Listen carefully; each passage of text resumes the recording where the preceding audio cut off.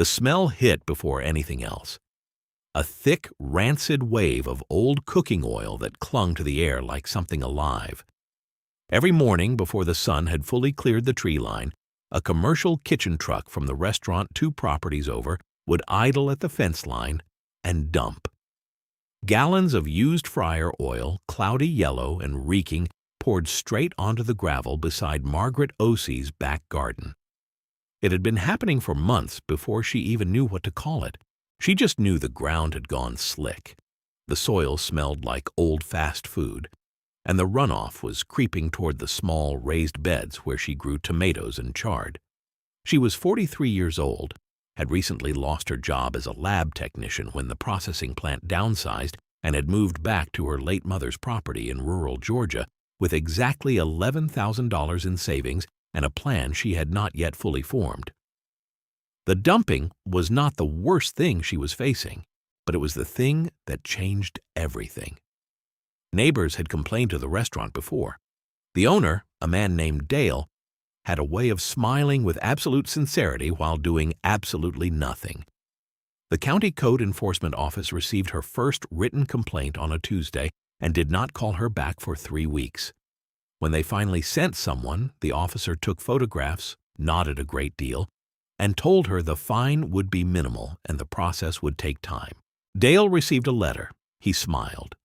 The dumping continued. Margaret stood at her back fence one November morning, watching another glossy slick of oil spread across her gravel in the pale winter light. And instead of calling the county again, she pulled out a notebook. She had been a lab technician for 18 years. She knew how to observe a substance and ask what it actually was, rather than just what it looked like. What she was looking at, she decided, was not a problem. It was a feedstock. If you have ever felt like the one person who sees value in something everyone else is discarding, stay right here. Because what Margaret did next took 2 years, $2,000, and a level of stubbornness that most people reserve for things far more dramatic. Like and subscribe if you want to see how this ends, because it ends in a way that still surprises people who know the whole story. Margaret's mother, Amma, had been a woman who believed that nothing with potential energy should be treated as waste.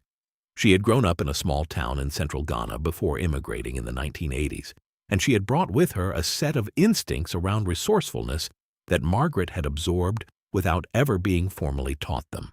There was a particular memory Margaret returned to often, sitting in her mother's kitchen at age 11, watching Amma render animal fat from scraps the butcher had thrown away, then use the clarified fat to condition cast iron, waterproof leather, and, once, memorably, to make soap that she sold at a church fair.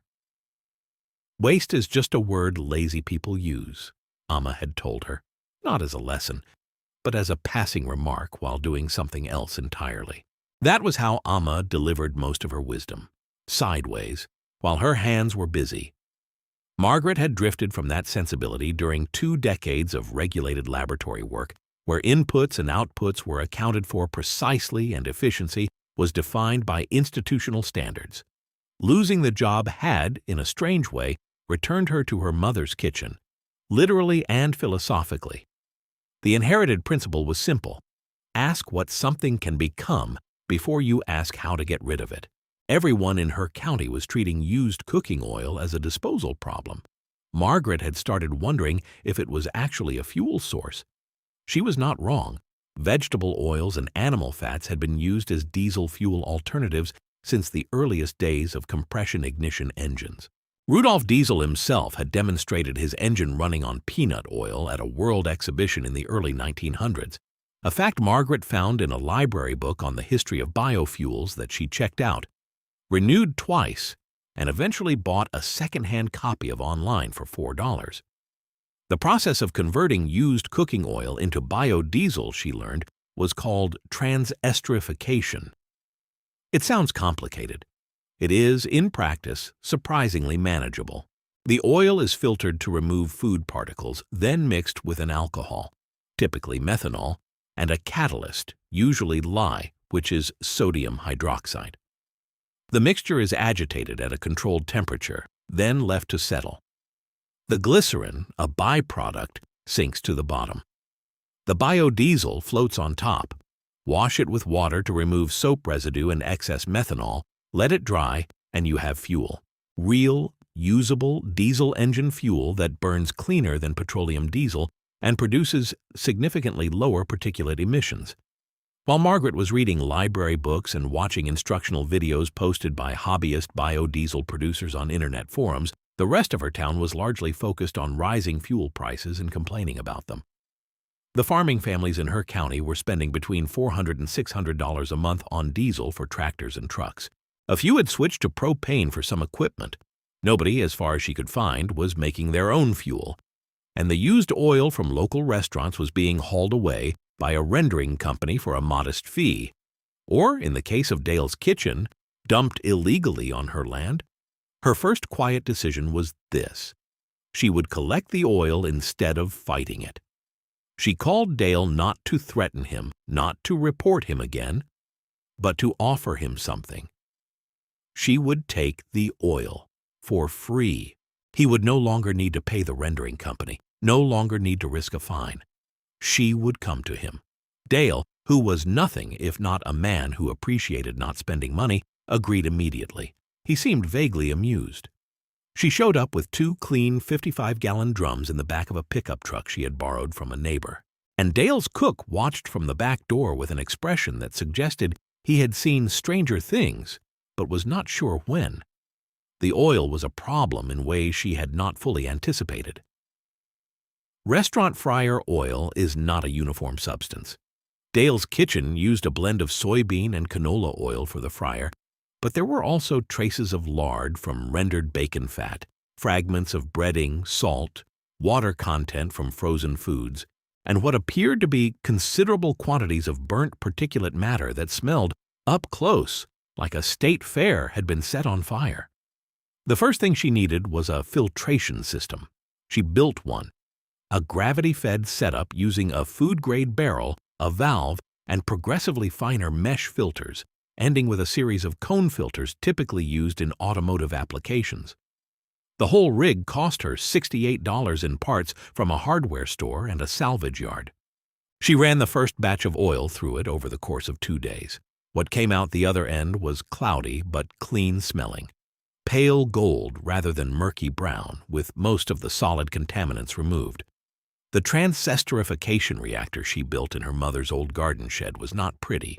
It was a 100-liter stainless steel tank she found at a restaurant equipment auction for $90, fitted with a bilge pump repurposed as a circulation pump, a heating element from a salvaged water heater, and a digital thermometer she had kept from her lab job.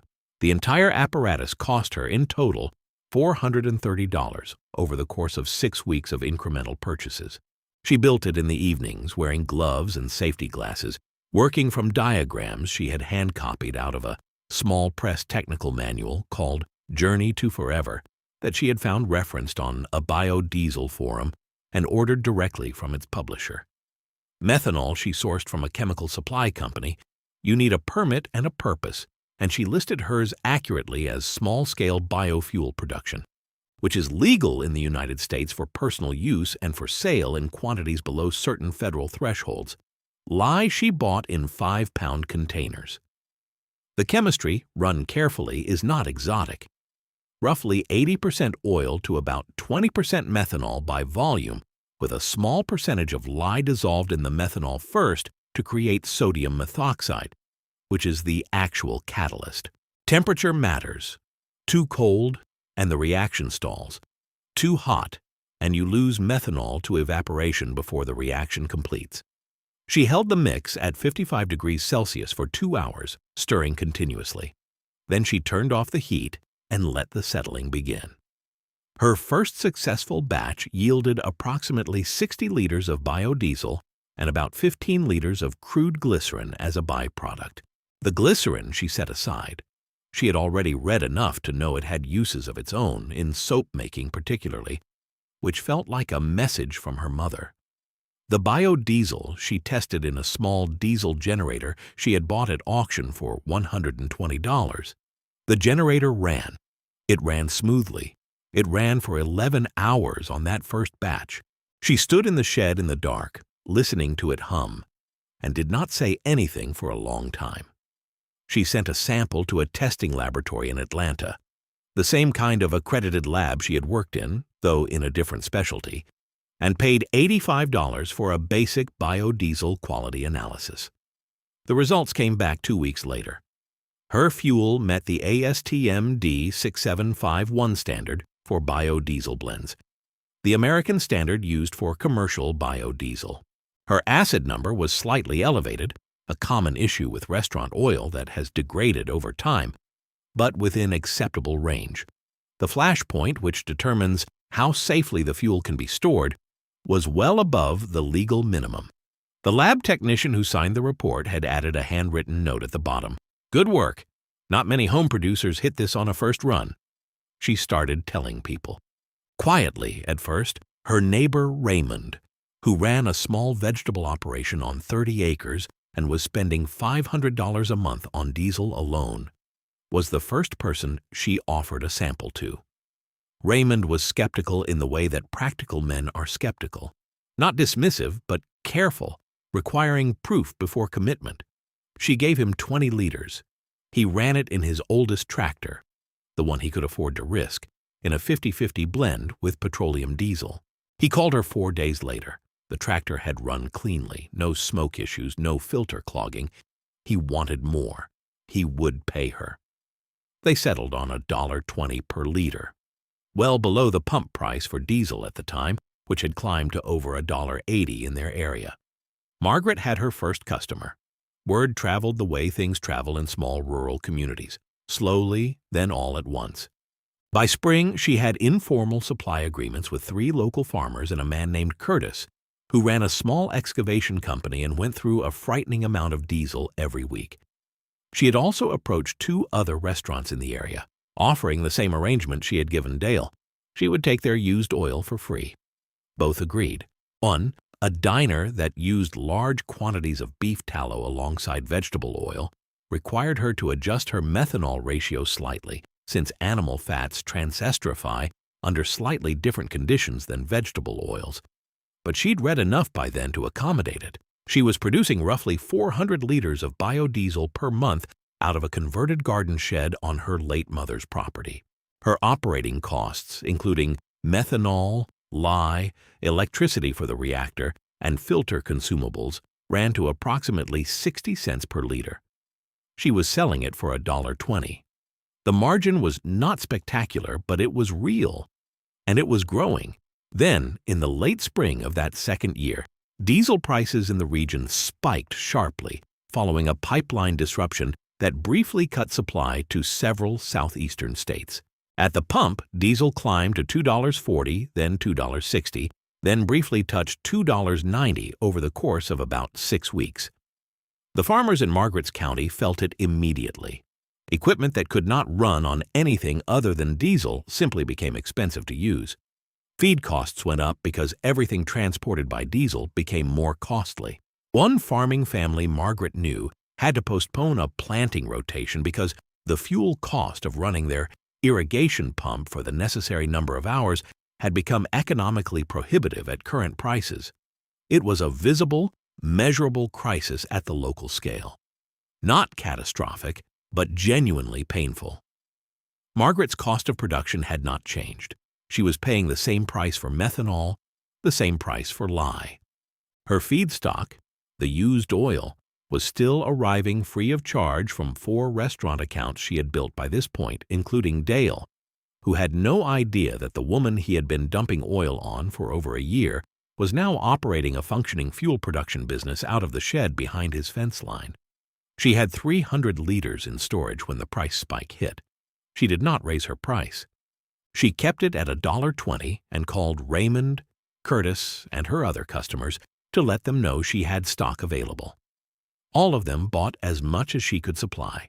She was booked out within 72 hours. The County Agricultural Extension Office held a meeting in June that year, a practical information session on cost management strategies for local producers during the price spike. Margaret attended. She sat in the second row and listened to an extension agent recommend a state-administered fuel assistance program that involved lengthy applications and uncertain timelines. Then she raised her hand. She explained, in about 90 seconds, what she had been doing for the past 18 months. The room was quiet for a moment. Then Raymond, from 3 seats away, said, "Her fuel works. I've been running it for 4 months." Curtis nodded. The extension agent asked her how much she was producing. She told him. He asked if she could scale up. She said she thought she could, if she had more feedstock and a second reactor. Dale was at that meeting. He was not there as a fuel producer or a farmer. He had come because his delivery costs had also increased, and he had hoped to hear about fuel assistance programs for small businesses. He sat near the back. When Margaret finished speaking, he was quiet for a long moment. After the meeting, he found her in the parking lot. He said, and she would repeat this line many times afterward, "I had no idea what you were doing with that oil." She looked at him for a moment and said, "I know. That's why it worked. It was not cruel. It was simply accurate." A regional biofuel company reached out 6 weeks after word of her operation spread through the extension network. They offered to buy her process, her equipment, and her supply contracts for a sum that represented more money than she had earned in her last 4 years of laboratory work combined. The condition was standard for such arrangements. She would consult for a transitional period, then step aside. The supply agreements would be renegotiated under the company's commercial terms. The farmers she was selling to would be rerouted into the company's distribution network at whatever price the company set. Margaret read the offer twice, thanked the representative who had driven out to her shed, and declined.